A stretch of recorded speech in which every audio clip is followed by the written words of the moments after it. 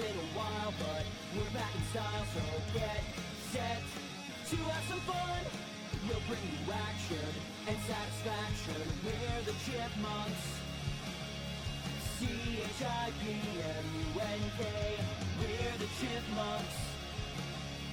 Guaranteed to brighten your day. When you feel like a laugh, give us a call. We'll give you our all. And if you feel like a song, tune into us and sing right along. We're the Chipmunks, coming on stronger than ever before. We're the Chipmunks. Alvin, Simon, Theodore. Do do do do do do do do.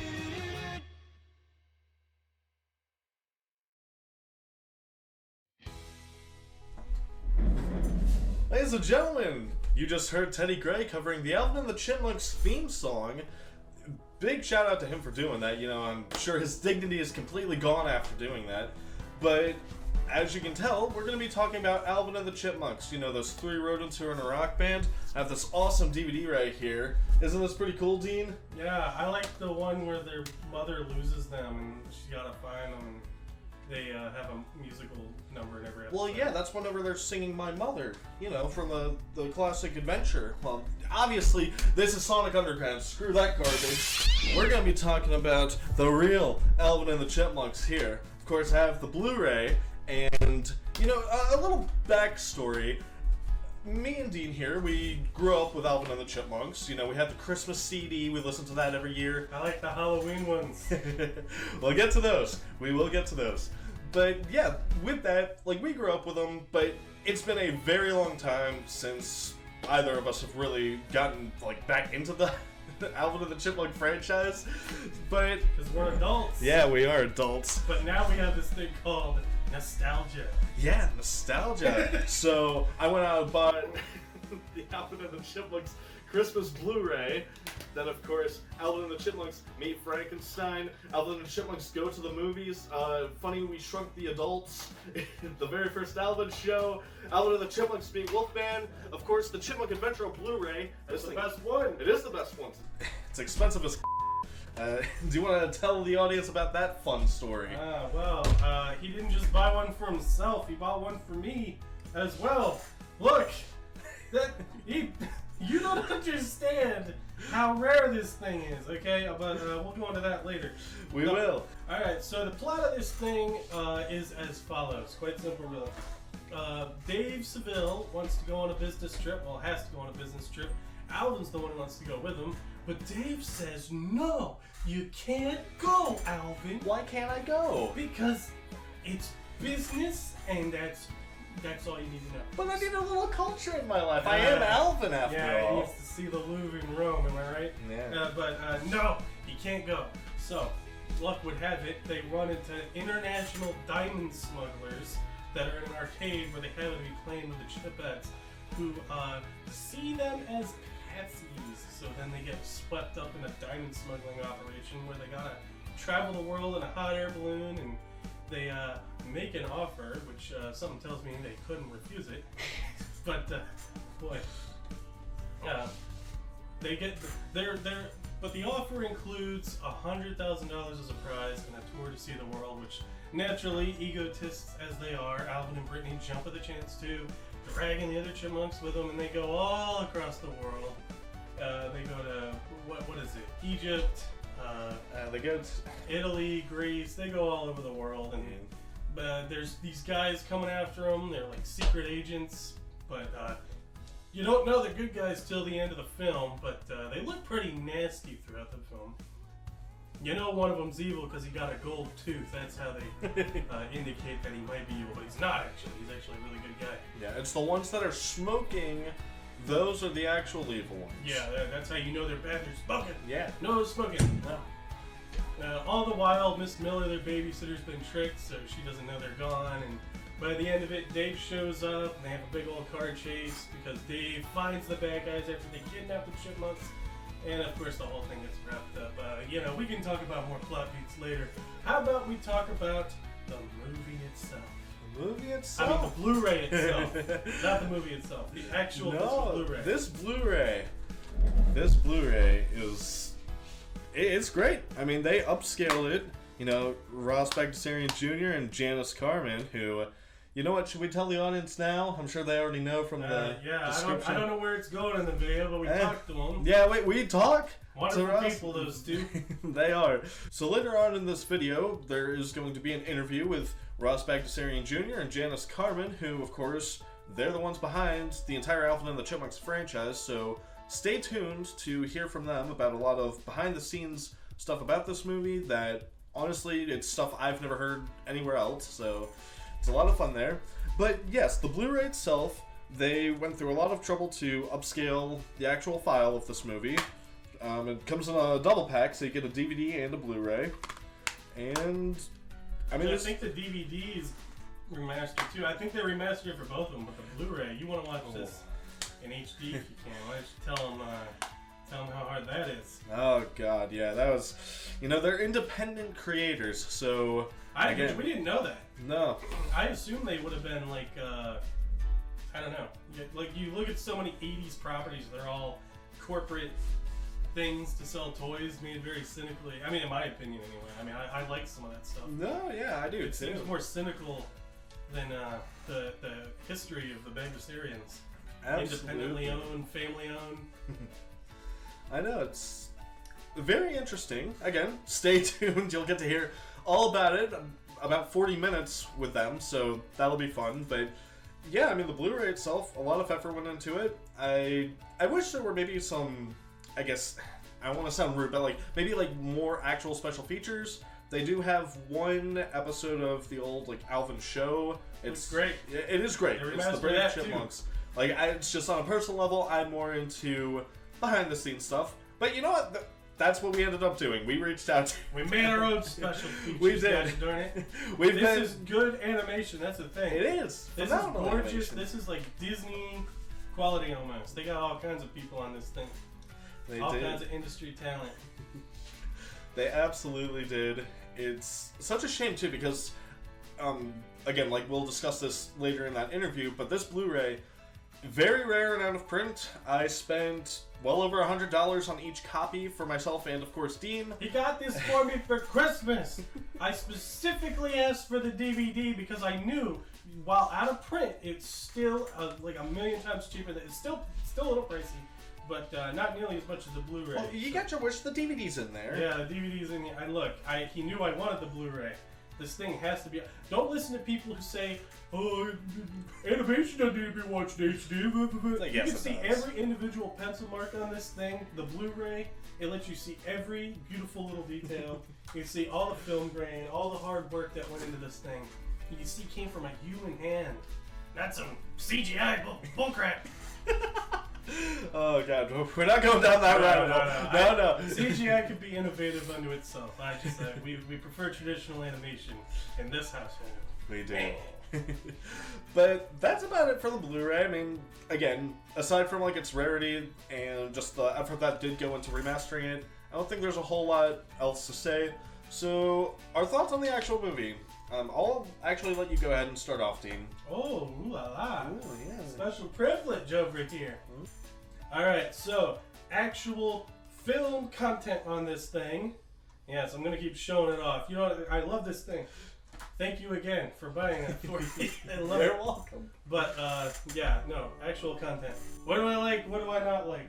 Alright, well, you're gonna see a lot of uptight critic types like Mr. Siskel and Ebert up in here. The movie finds time for several Chipmunk musical numbers in which the little beasts sing in their irritating little squeaky high-pitched chipmunk voices until you're just about ready to go crazy. Complaining that it's some kind of what? It's no better than Saturday morning TV. I know, and that's truthfully, I get it, like I understand like what they're saying in terms of plot, but like the animation, they criticize it. They're like, oh, it's just a little bit better than and the show. then one of them says it's not even any better. Yeah, and it's toward like, the end, come it's like, no, don't say it's a little better. Yeah. It's like, no, these critics, all right, it's ignore what the critics say. This movie is better than the show visually, and why does it need to be more than a Saturday morning cartoon? Why is that a complaint? I don't know. It's an adaptation of a Saturday morning cartoon. So if I go to this movie, I'm not expecting high art. I'm not expecting Casablanca. I'm not expecting Shakespeare. I'm not even expecting Tim Burton's Planet of the Apes.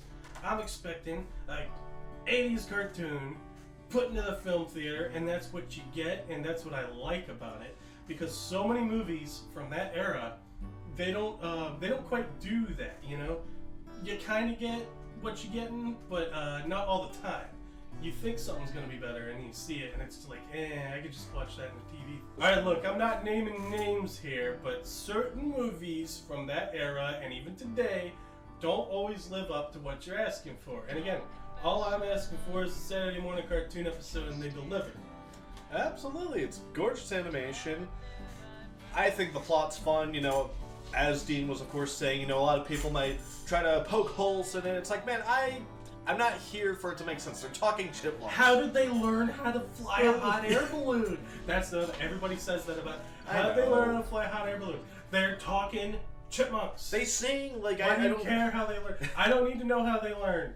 If anything, I appreciate that it doesn't waste time on that stuff, because there's a lot of stuff in this movie. It's just, it's for kids, obviously. Okay, we're adults watching this stuff. Obviously, it's for kids. We appreciate the traditional animation and stuff.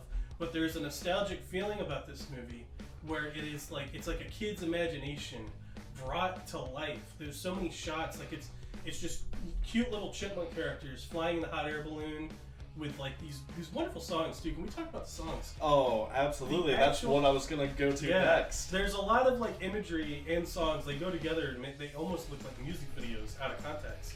They really go out of their way to give you. It's like a kid's imagination brought to life. And these songs really help because they're just good. They're well-produced songs. They are. Like, again, like you'll hear more about this later, but like Ross and Janice, they sing them themselves. Yeah, I thought they just sped up stuff. Like, they sing this stuff. That's the gag.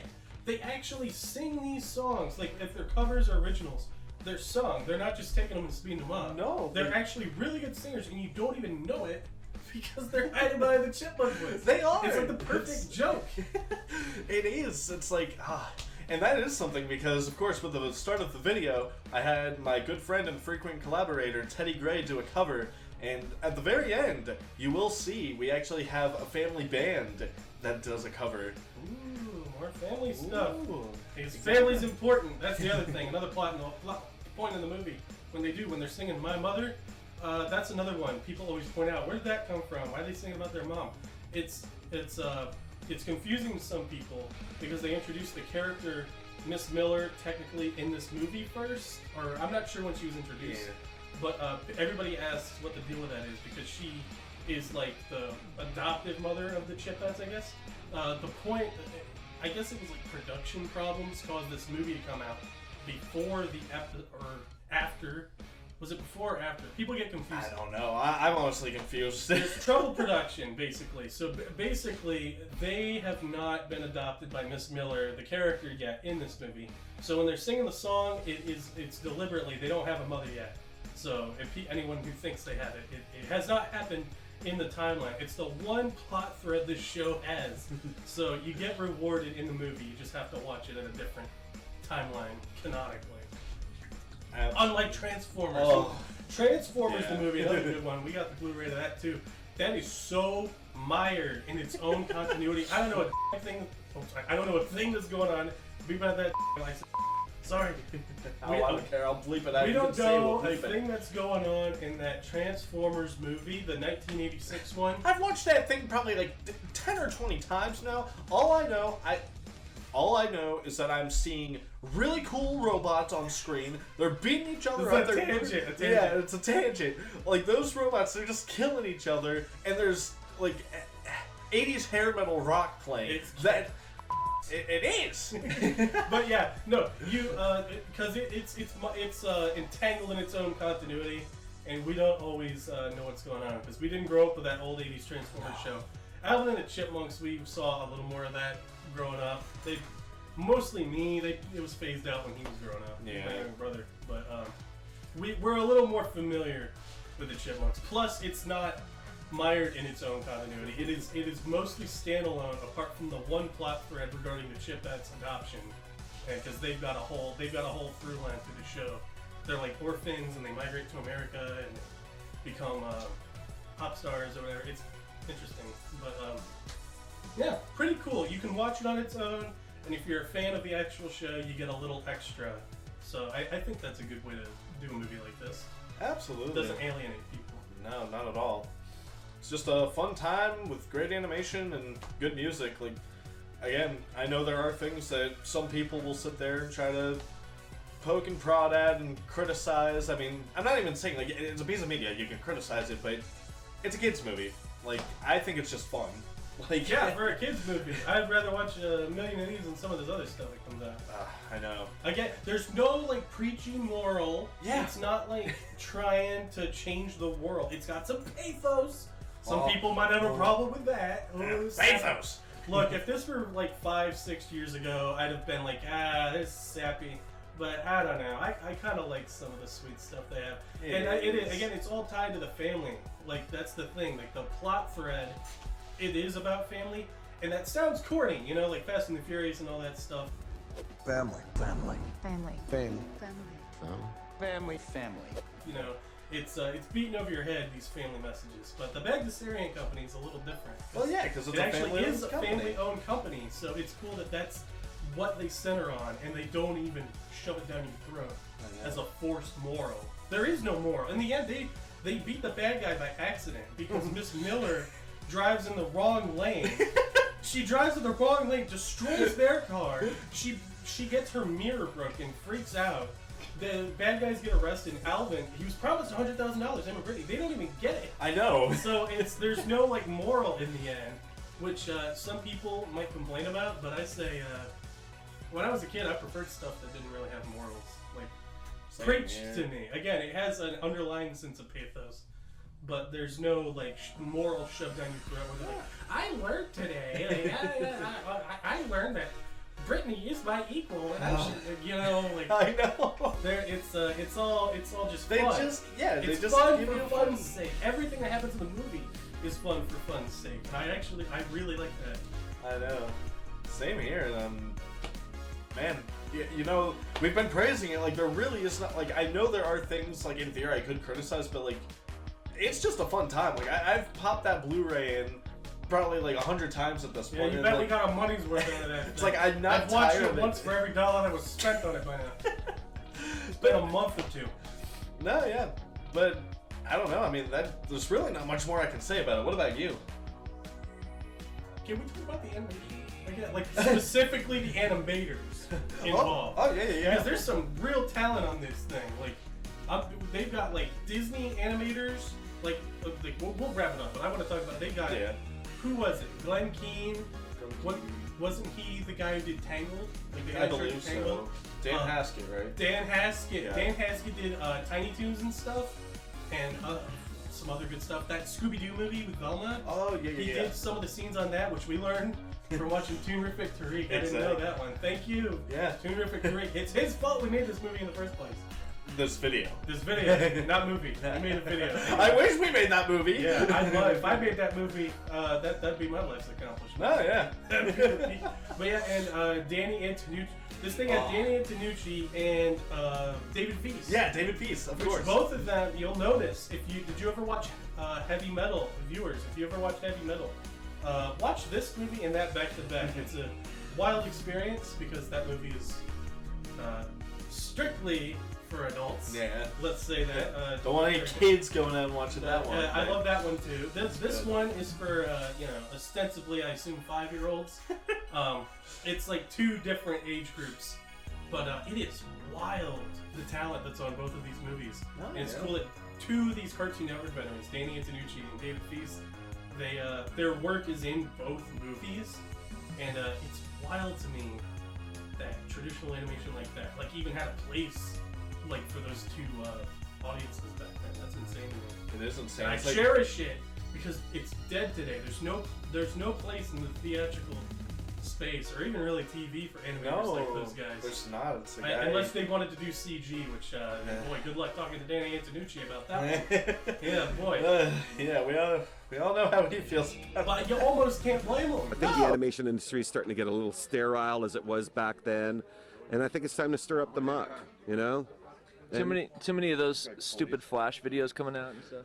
Yeah, we get the little Flash. You know, sorry for the internet guys, because you're going to see this on the internet, but man, you know, the Flash stuff is real rank. I'm not into that stuff. And, you know, the digital, you know, Lasseter and Pixar and all those guys. When there's no space for this kind of traditional, this beautiful traditional animation that's been like... It's practically a dead art. Yeah, it's a craft it's been perfected over the years. I mean, this movie... Go watch the Girls of Rock and Roll scene, okay? If you're a fan of 2D animation, that is a must. That is up there with, I don't know, what, Akira, what else? Disney, whatever. It's up there. Whatever you consider the best 2D animation, that Girls of Rock and Roll scene, it competes with it, in my opinion. Oh, absolutely. Good stuff. Very good. You'd think it was Disney. I can't believe it's not Disney. That should be the label on the box. It should be. I can't believe it's not Disney. It's honorary Disney. Honorary honestly. Disney. Good stuff. Yeah. But yeah, I heard you had a friend. You had your good old buddy. Oh yeah. From out of town, drop by for a visit. Yeah. He. Well, everyone watching should probably know him. I got my best friend, the Nostalgia Critic, to tell us his thoughts on the movie. Nostalgia Critic. Yeah. Who's he? All right, Nostalgia Critic, tell us your thoughts. Patrick, Nostalgia Critic here. Reviewing the Chipmunk adventure, huh? Well, what can one say about it, but it's pretty good. I don't know. Is there really that much to make fun of? I mean, okay, the snake scene's a little weird. That was very uncomfortable as I got older, and I'm like, wow, what are we doing here? What are we doing with that scene? But still, it's a good movie, man. I'm glad you're looking it over. That's pretty awesome, and what the else can you say but Alvin? I do it better than Jason Lee. Wow! Thanks, Nostalgia Critic! Alright, so of course earlier throughout this review section of this video, you've heard myself and my brother here talk about how we grew up with Alvin and the Chipmunks, and only recently, I'd say the past month or two, we've really dove back in, just obsessing over these rock and roll rodents. Rock and roll rodents.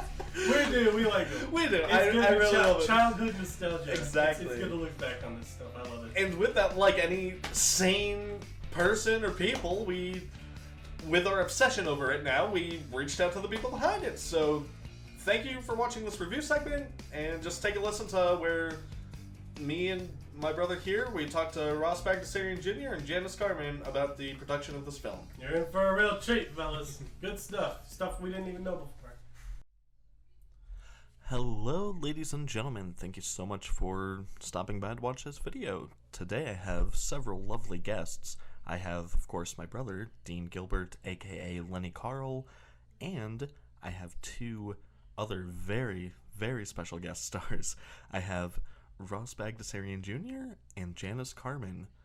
So, to start off, Ross and Janice, how are you both doing today? Good, how are you doing? We're well. Perfect, that's great to hear. So, to start off, I guess, do you guys want to just further introduce yourselves to the audience? So I'll do the introductions. My name's Ross Bagdasarian Jr., as you very beautifully already mentioned.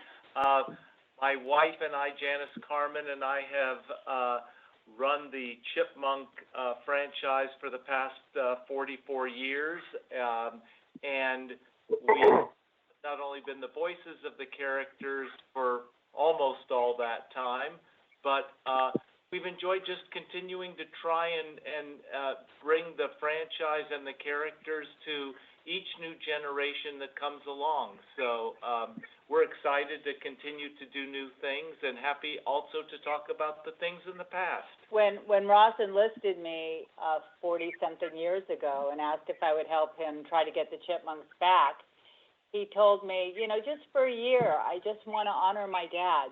We'll bring him back for a year. And okay, yes, I missed it by 45 years. Timing is so important. Thank you both very much for that great introduction.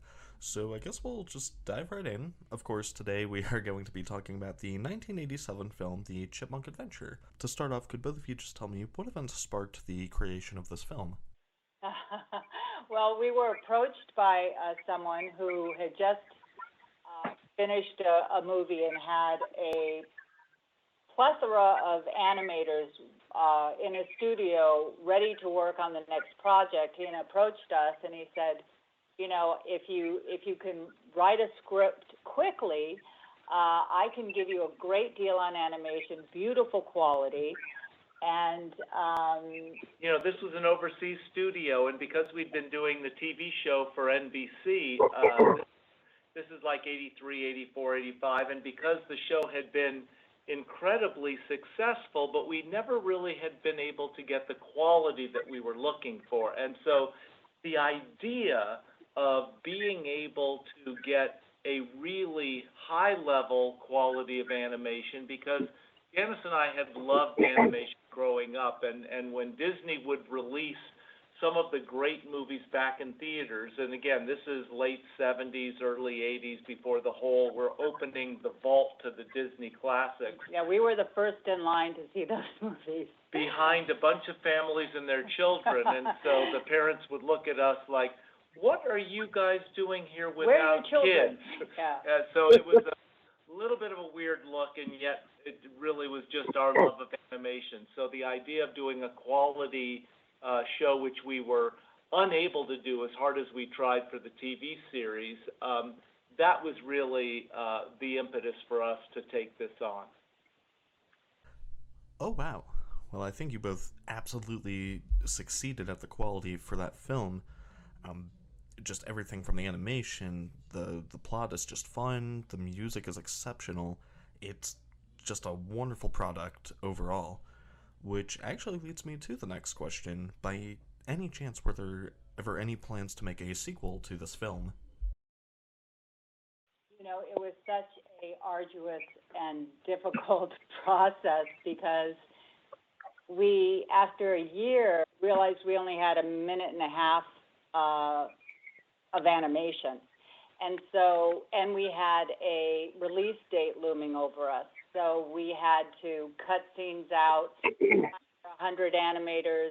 I had to go around the globe giving layouts to animators, you know, saying, okay, this is the scene, this is the intention. She went to Spain, she went to New York, she went to Canada, she went quickly here. Anybody who could draw a circle, that was the requirement. And so we were also at the time still doing the Saturday morning show. We were building a home, and I was pregnant with my first child.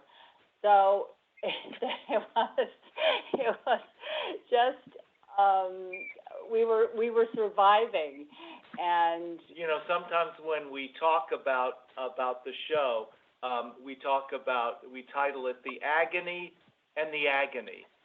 So but we didn't even know we had a movie. We saw the premiere, but we were so snowblind at that point we couldn't even register. We actually didn't see it again until 10 years later when it was on television, and I was sitting there biting my nails because we didn't even know we had a cohesive story. And I was saying to Ross, okay, this makes sense. Okay, oh, that's nice. And okay, this isn't horrible. This isn't, yeah. So we had no plans. But you know, now that you mention it, I would actually like to do a. Well, they're great characters. You know, Klaus and Claudia are still really fun characters. Sophie, the little dog, who was basically not the brattiness of her, but the look of her was really featured after our own Yorkie. Who I brought to the studio so that the artist could draw her and get her mannerisms. So she was very much a part of the movie. And you know, in spite of all of the heartaches and the difficulties, there's obviously an enormous amount of the show that we're very proud of, and areas that we're still really in awe of those artists who helped make some of those areas so special. Oh wow, that is far more incredible than I could ever even imagine for a production. So definitely to to reiterate, again, like the movie is just, to this day, it absolutely holds up. Like, just the artistry of the entire thing is simply phenomenal. Oh, thank you. No. Thank you so much. And part of that is that we were able to get unbelievable storyboard folks, layout people, the background, Character design. yeah, the artwork, the color. A fellow named Ron Diaz, who worked really closely with Janice as she was directing it, to give it that really special look. The backgrounds are unbelievably something we're very, very proud of to this day. And Glenn Keane, who is an amazing animator. An Academy Award-winning director, and Glenn did some of our favorite animation in a song that is still close to our heart, My Mother. Not only was that a wonderful original song, but in performing it, we had a fantastic singer, but who did a great job, but she wasn't able to capture the emotion and the feeling that you wanted to have, the tenderness of that song. And so I had Janice sing it one night late, and all of a sudden, that's the version that you hear in the movie, and it just conveyed the emotion and the warmth that scene really required. Glenn, of course, was the one who did an enormous amount of the animation, and as you probably know, Glenn Keane, after working with us on the Chipmunk Adventure, then animated some of the title characters like Little Mermaid, like Beast and Beauty and the Beast, Tarzan, an enormous amount of that before he went on to direct the Academy Award short with Kobe Bryant, etc. So he, among a real collection of phenomenal artists, helped get us over the finish line in a way that there are areas of the movie that we're very proud of. But we didn't know that until 10 years later. Oh wow, that is just, again, simply incredible, just the amount of talent that was a part of this movie. And what you just mentioned, like with all of the different artists and animators and everything, that does lead to the next question that I will allow my brother Dean to ask about. Yeah, this is Dean Gilbert. Thanks for the introduction. And I have a question about the designs, because I mean, when I watch the movie, I think those designs are, obviously the animation's good, but you need good designs to make that animation so good, right? Absolutely. And they're really good designs. And I wanted to know who made them. And the first credit in the movie, it had someone listed as Sandra, and I wanted to know about who that is because I can't find much info.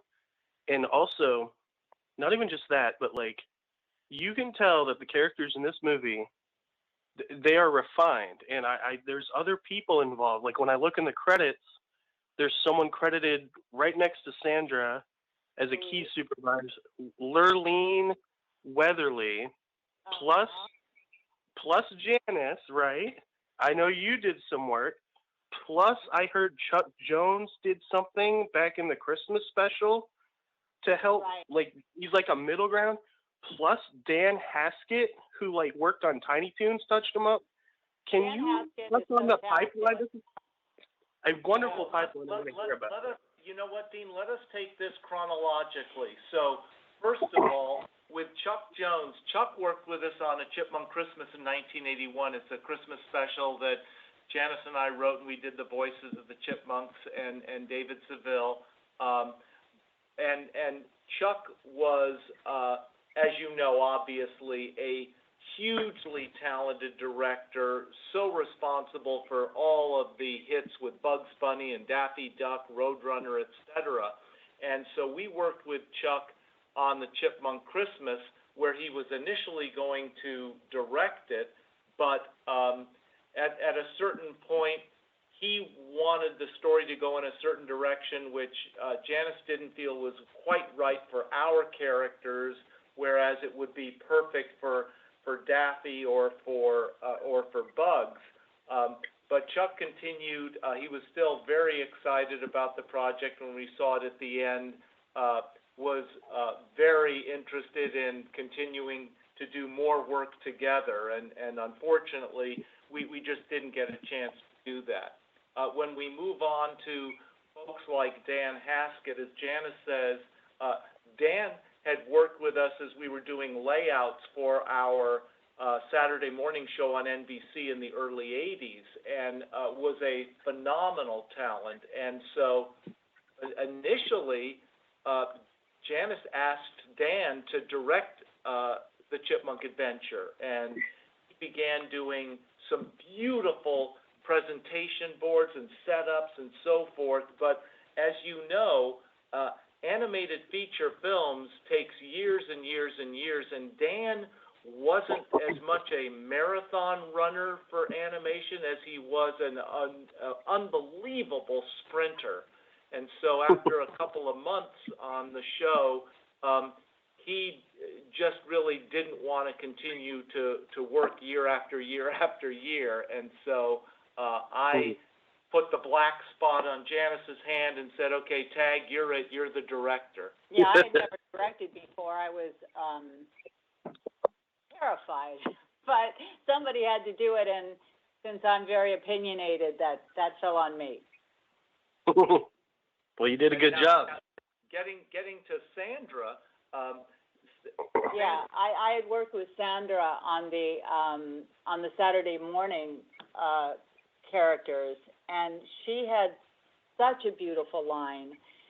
And so when we did the movie, this was a chance to really make the Chipettes and Chipmunks look the way I had always imagined them, and to also have the animators be able to bring those characters to life. There was another woman called Louise Zingarelli who did the other characters, and Sandra would clean those up. And I had just a perfect combination between Sandra and Louise. But Sandra really made the Chipettes and Chipmunks look fantastic. And after our movie, she went on to work for Disney and actually reworked all the princesses for Disney. And yeah, she's just a beautiful person and an amazing artist. And that brings us to Lorleen Weatherly. And Lorleen was, again, just, you talk about the refinement of the line, and that was, again, something that Lorleen was able to do for Klaus and Claudia in the way that what Sandra was doing for the Chipmunks and Chipettes. And as a result, you wind up with this really elegant, very refined line, and Lorleen really headed up that group of, I don't even want to call them cleanup artists because it's so much more artistry than that, but it's making sure that the rough animation that the animator initially does is then cleaned up into a single but refined line, and Lorleen was phenomenal at that. It's also difficult because it's not only a matter of giving it a great look, but it's also keeping the expression that the animator drew. And it's not easy when you're cleaning something up and refining that to keep the emotion of the characters. So we really had such talented people. That's amazing. I can't believe the pipeline. Thank you for. Again, you can really tell that all those talented hands were in that end product there. That's amazing. And I'm so happy to hear that. It makes it a little less agony and agony. Oh, wow. Yeah, definitely. I'm not going to parrot Dean on any of that, but that is an incredible pipeline. So now for the next question, I definitely won't be able to top that in terms of an interesting topic, but I am curious to know if there was any pushback from anyone about the inclusion of smoking and then the mentioning of drinking. I definitely know it's a different time period, but with it being more of a kids and family-oriented film, I'm not sure if there was, like, any kind of pushback for that at the time. It would be today because, we're all more aware of the sensitivity to that. But, my feeling was these are the bad guys. And clearly, Sophie is suffering from Claudia's secondhand smoke is killing the little dog. Yeah.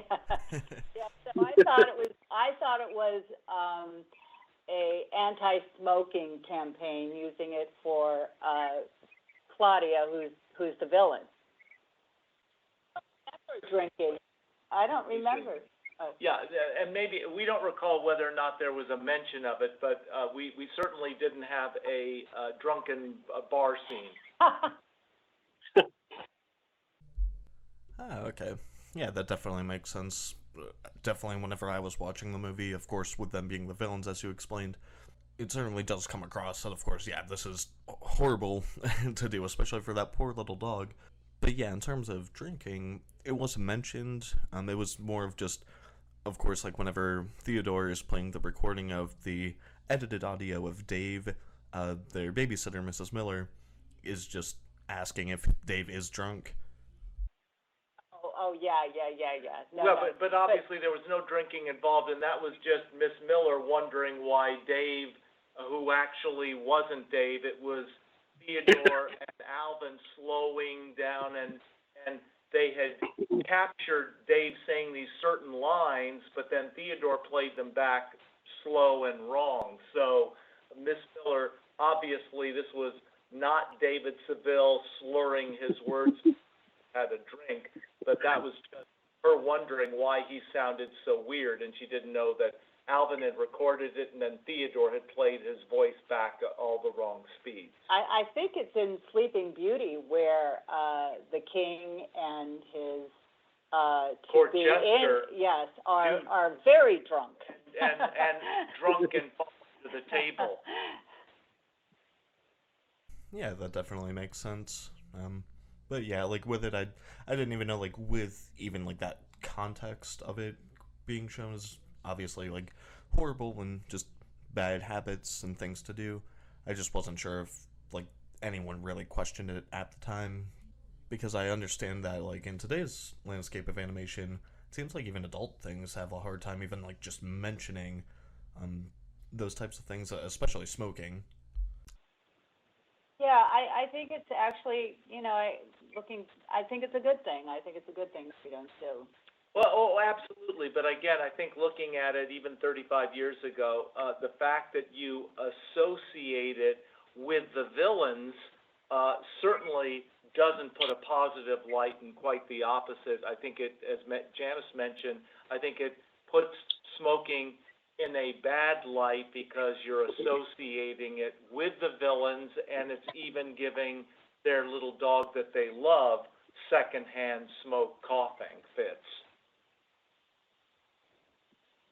Okay, that makes sense. And speaking of products, I wanted to bring up Cheerios. So I noticed that there's the product placement with Cheerios, so I was wondering if either of you reached out to General Mills to do any kind of deal with them to include it, or if somebody from that company reached out to sponsor the movie.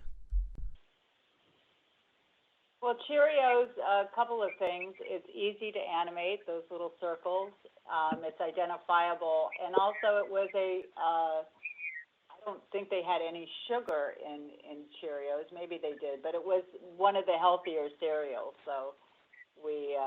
But there was no, there's no sponsorship. No sponsorship. It wasn't, they didn't reach out to us. It was just an easy thing to do. And I don't recall that the box said Cheerios at all, but as Janice said, little circles are something that are easy to draw, easy to animate, and it was really no more sophisticated a concept than that. We have to watch this movie again, Rob.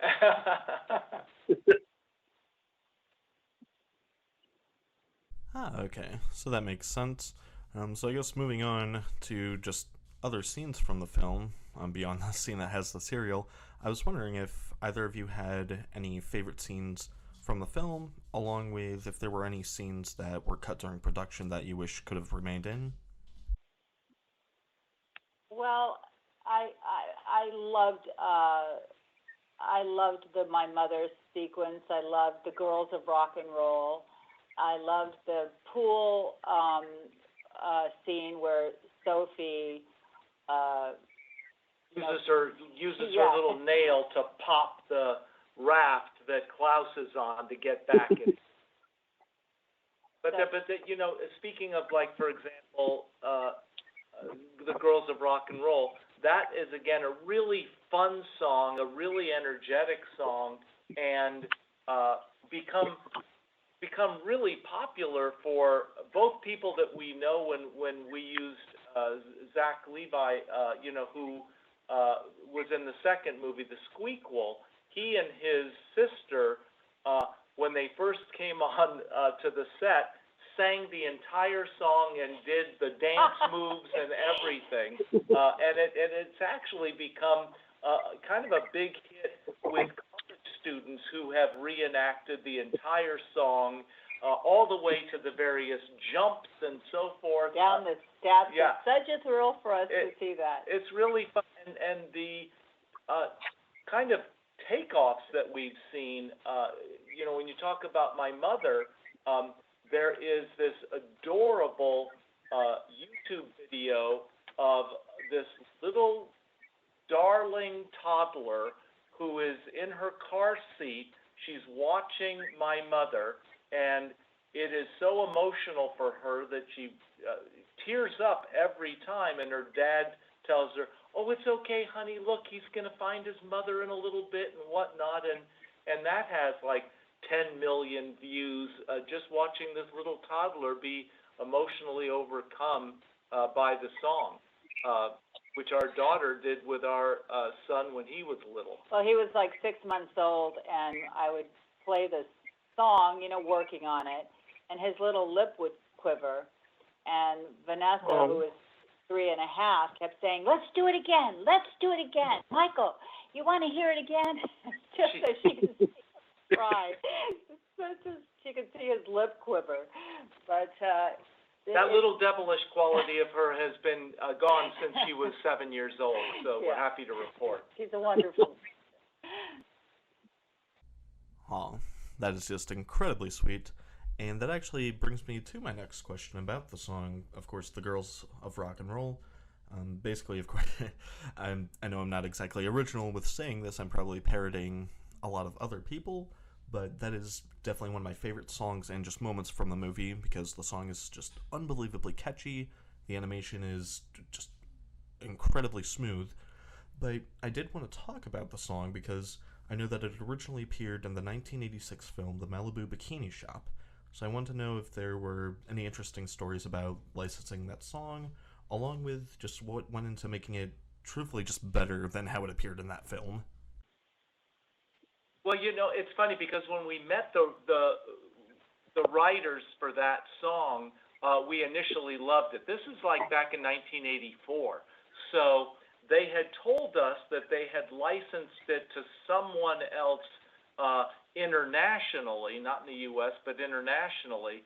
And we still loved the song enough, and obviously we didn't know what movie it would be in, but we loved the song so much that it didn't really matter to us. So we wanted the song, and we own the rights to the song outside of that one movie in the international marketplace. So it was just too good to refuse, and I think even if we had known it was going to be used for the Malibu bikini, whatever, it probably wouldn't have mattered, because one of the things for us is that always, and Janice talks about this a lot, but just the quality of the musicianship that we get, whether it's the underscoring that's done by the Royal London Philharmonic, we went to London to do that, or whether it's each of the songs, we get the best musicians, we get the best singers, because, as you guys know, the Chipmunks were born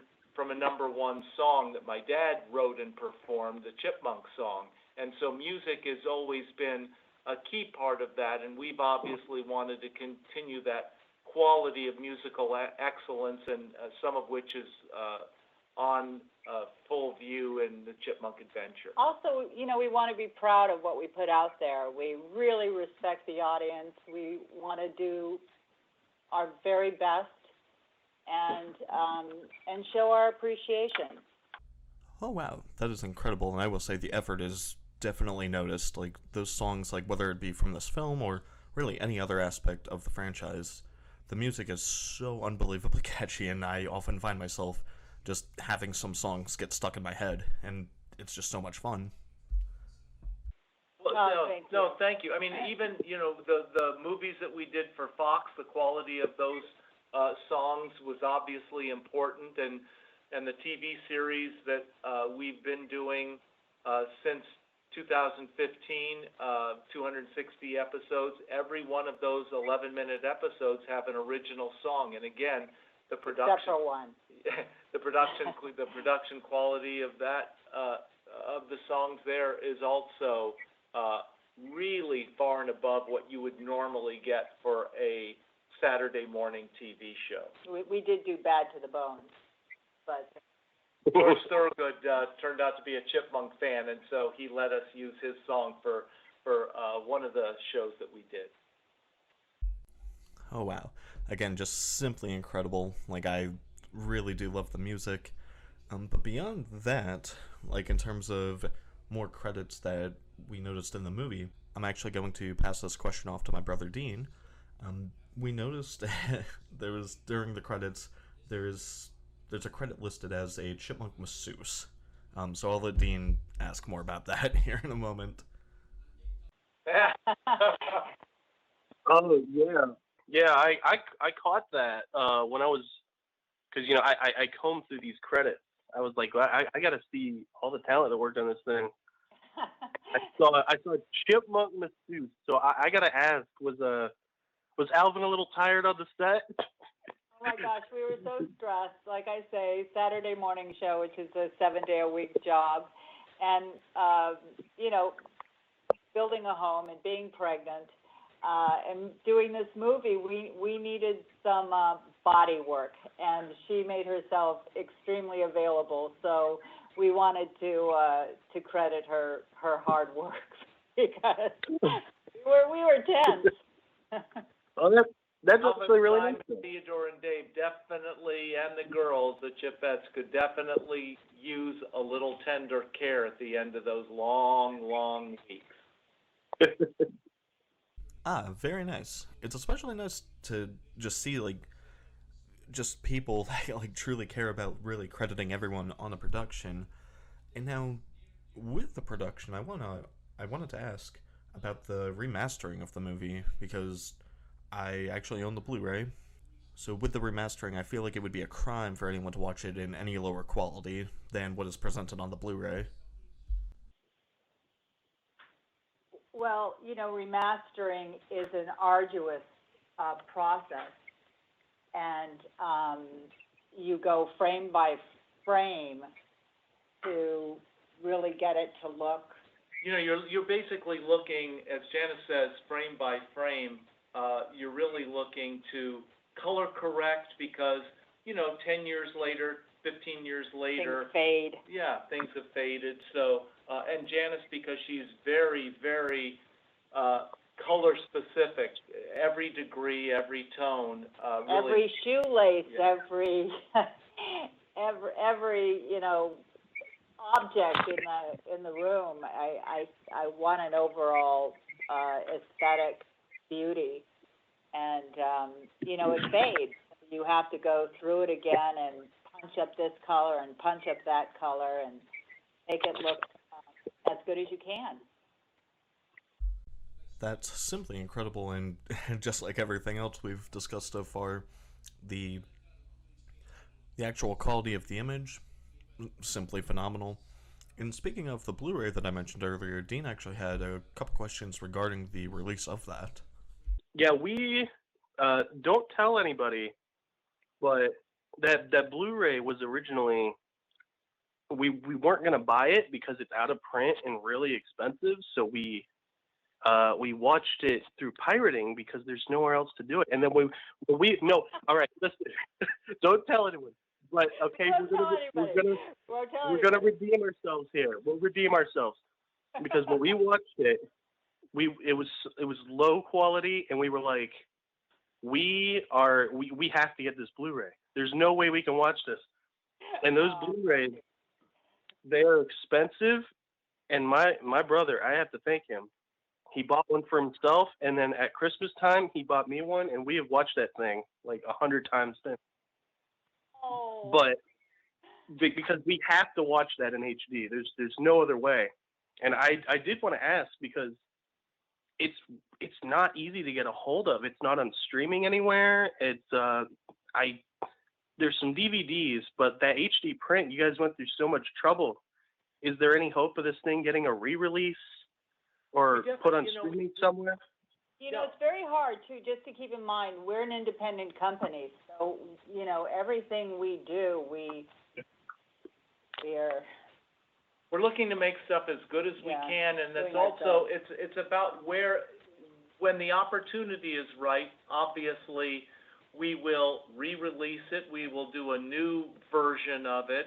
We even played around with what would a 3D version look like if we took the HD and then converted it into what would give it extra dimension. So when the time is right, we have not only the Chipmunk Adventure, but an enormous amount of, we've got my dad's old shows, the Alvin shows from 1961, that we've been cleaning up and restoring to their former glory from, you know, over 60 years ago.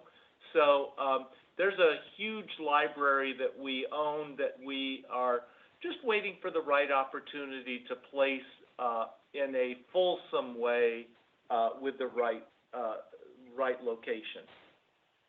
That sounds exciting. Yeah, I heard some. I think I heard somebody mention about that old Alvin show. There's a remaster.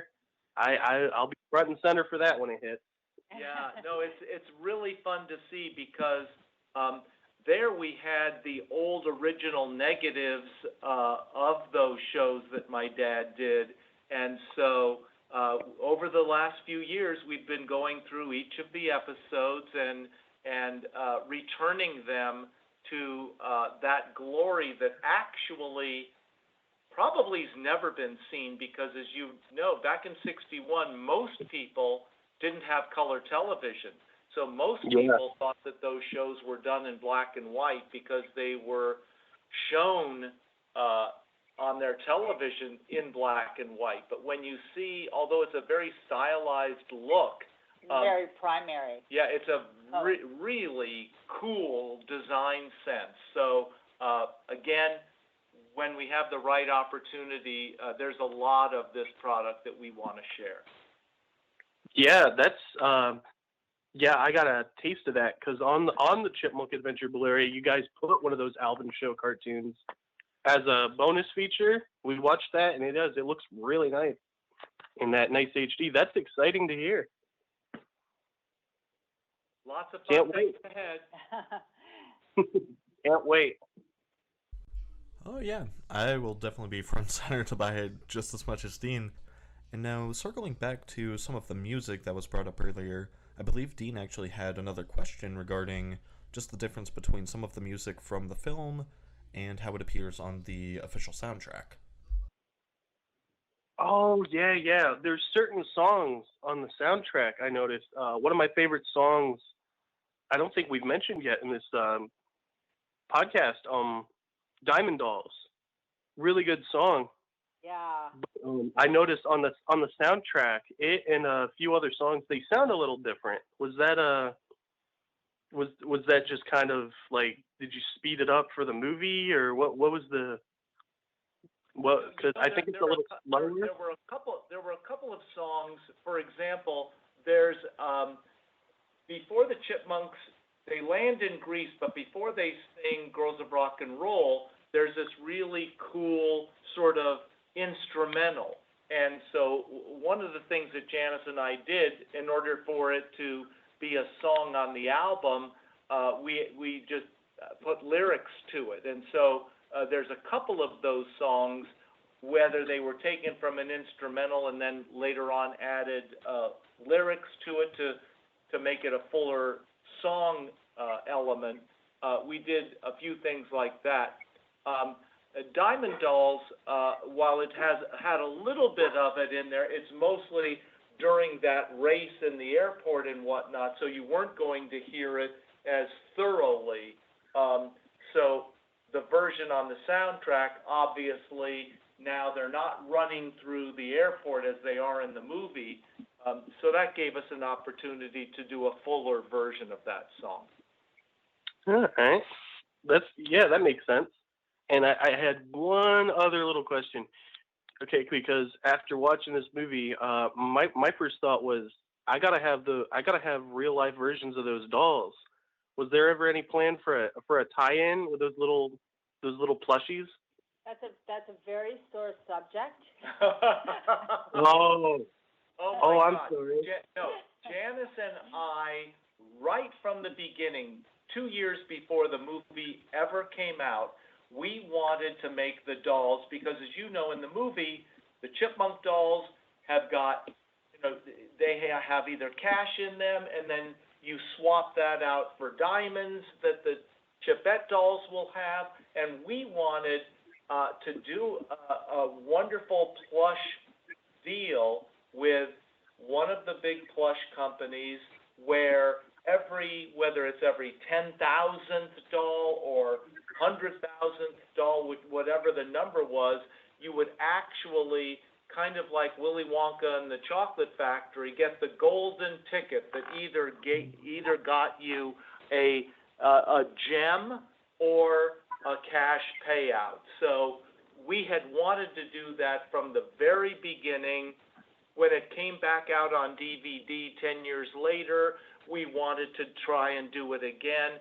Every time, and this is where Janice's comment about being an independent doesn't always give you the same leverage. Had we been a Disney-owned property or a Universal or a Paramount, etc., those dolls would definitely have been available, and they also would have, I think, or hoped, would have also had that wonderful bonus of the sort of the golden ticket thing. I mean, we would have bought a lot of them.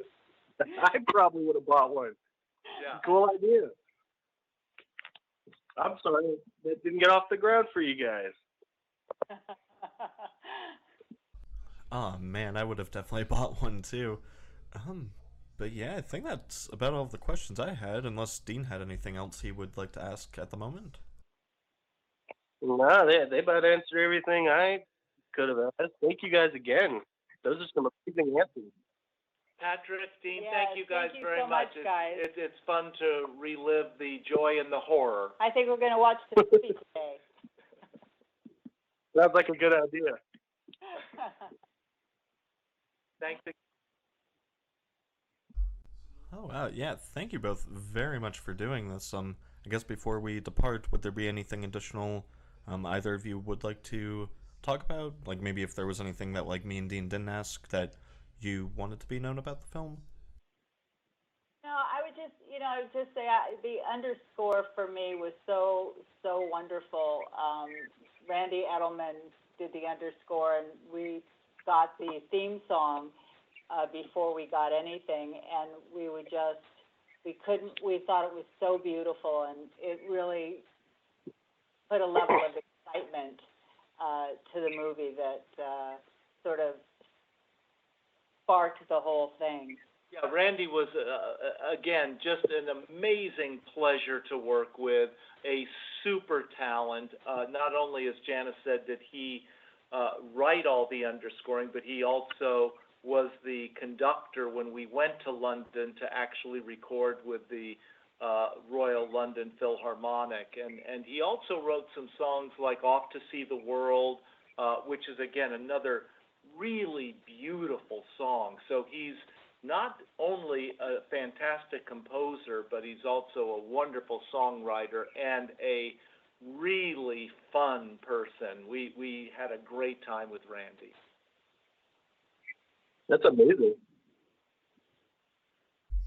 Oh, wow. That is amazing. And actually, just one last thing before we all leave here.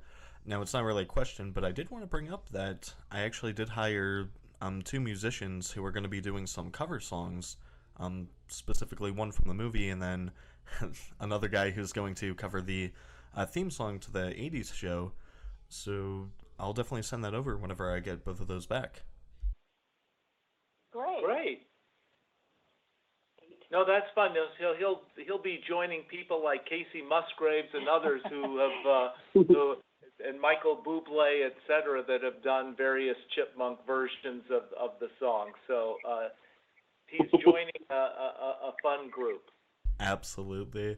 Well, once again, thank you both just so much for taking the time to do this. This was just an absolute blast, and I really could not be more thankful for this great opportunity. Oh, Well, ditto on mine. No, we really, really appreciate it. I'm sorry. I think I might have cut someone off. Oh, I was just saying ditto. Everything he says, ditto for me. Thank you. Guys, thank you very much. This was very fun for us. You're welcome, and just have a great day. You too. Okay. Bye-bye. Bye-bye. Boy, Dean, I really hope everybody enjoyed the review.